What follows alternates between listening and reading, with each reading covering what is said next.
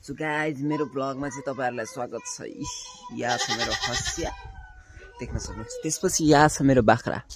So यो बाख्रा काट्न लागेको चाहिँ हैन, मैले काट्न लागेको आजको दिनमा घाँस हो। र हेर्नुस् यहाँ घाँस खान नपाएर मेरो बाख्राहरूले यसरी डन्ठी खाइरहेको अवस्था छ। र मेरो यहाँ 4वटा बाख्रा छ। त्यसपछि म यिनीहरुको लागि आजको दिनमा घाँस काट्ने तयारीमा छु। त्यसपछि यहाँ देख्न सक्नुहुन्छ हाम्रो अलिकति अस्ति काटेको घाँस अलिकति मात्रै बचेको छ। 2 दिन चाहिँ पुगेछ हैन। तर पनि अब घाँस भने काट्नु पर्ने हुन्छ। सो अब चाहिँ मेरो बाटो यता छ, म बारीमा जान्छु। हाम्रो कुखुरा पनि हिँडिरहेको छ गाडीबाट। सो गाइज सेभेन झरिहाल्यो हिँड्दा हिँड्दै। तब त गाइज अब त हामी अगाडि बढ्दैछौँ। हामी त हँसिया लिएर अब ठ्याक्क बारीमा जाने हो। एउटा गतिलो रुख हेर्ने हो हैन। अनि त्यसपछि बाख्रालाई घाँस काटेर लिएर आउने प्लान गरिरहेछु। र अनि त्यसपछि बाख्रालाई घाँस काटेपछि आई थिंक आज मैले बर्दिवास जान्छु कि भनेको, फेरि ग्रहण लागिरहेछ बाहिर ननिस्कि भनेर मम्मीले भनिराख्नु भएको छ हैन। बर्दिवासमा बोलाइरहेछ साथीलाई भेट्न। भोलि म काठमाडौँ जान्छु यार आउन भनिरहेछ कि। भोलि हैन ऊ बेलुकै जान्छ होला जान चाहिँ, तर बेलुका भएन भने भोलि कन्फर्म जान्छ। अनि यसो भेट्दिउँ, चिया खाइदिउँ, कुराकानी गरिदिउँ भनेर ट्याक्क गइदिनु पर्यो भनेको। अब हेरौँ आजको दिनमा के हुन्छ। र हेर्नुस् यो चाहिँ हाम्रो बारी आइसकेको छ। यहाँ यस्तो बारी आइसकेको छ हैन। अनि घाँस चाहिँ सबै हेर्न सक्नुहुन्छ। कुनै पनि रुखमा खासै घाँस देखिरहेको छैन। त्यही पनि अलिकति बढी मेहनत गर्नुपर्ने हुन्छ आज घाँसको लागि।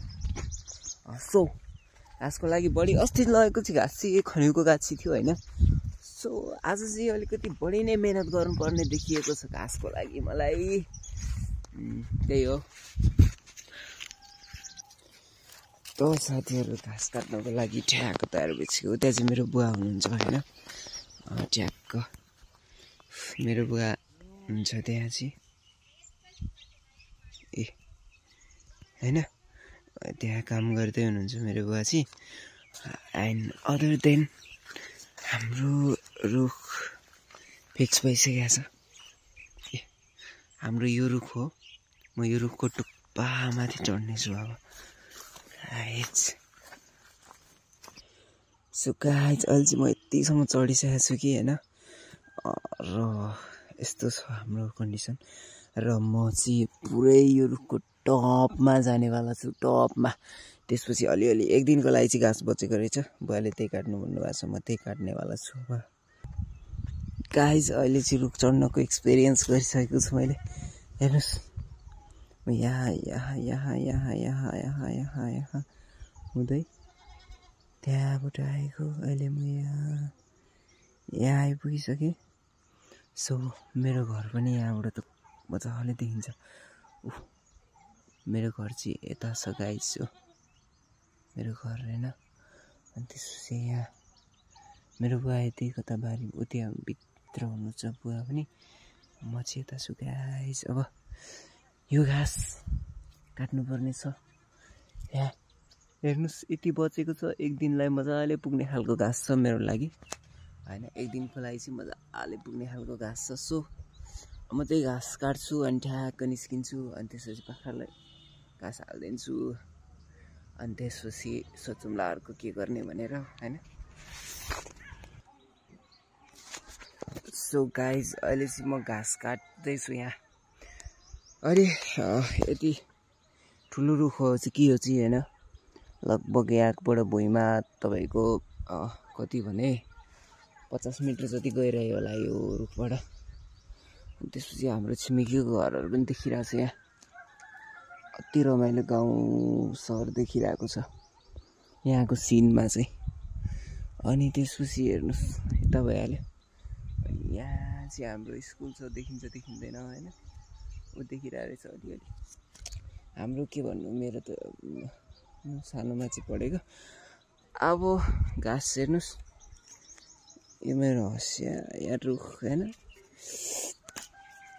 सो यसलाई चाहिँ यसरी काट्नुपर्छ तर लाग्दैन यार आफूलाई नै लाग्ला भन्ने पिर लाग्छ यो हँसिया चाहिँ मलाई कसम मलाई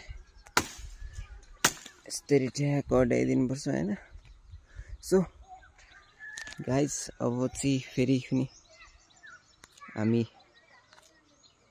कार्यक्रम गर्नेछौँ हैन अब घाँस छरेर टक्क बटुलेर ढ्याक्क जानुपर्ने हुन्छ सो अब एकछिन फाइनल्ली घाँस पनि काटिसके हैन ए गाइस अघि कस्तो थियो अहिले कस्तो भइसक्यो रुख पनि र अब घाँस काटेर बटुलेर अब चाहिँ म जान लागेको अब झर्छु हैन ए यहाँ झर्छु अनि त्यसपछि घाँस लिन्छु बटुल्छु अनि त्यसपछि म जान्छु गाइस सो साथीहरु अब अहिले चाहिँ मैले घाँस काटेर म यहाँ झरिसकेको छु हैन र अब म यो घाँसलाई बटुलेर जान्छु अनि त्यसपछि भारालाई घाँस हालिदिन्छु हैन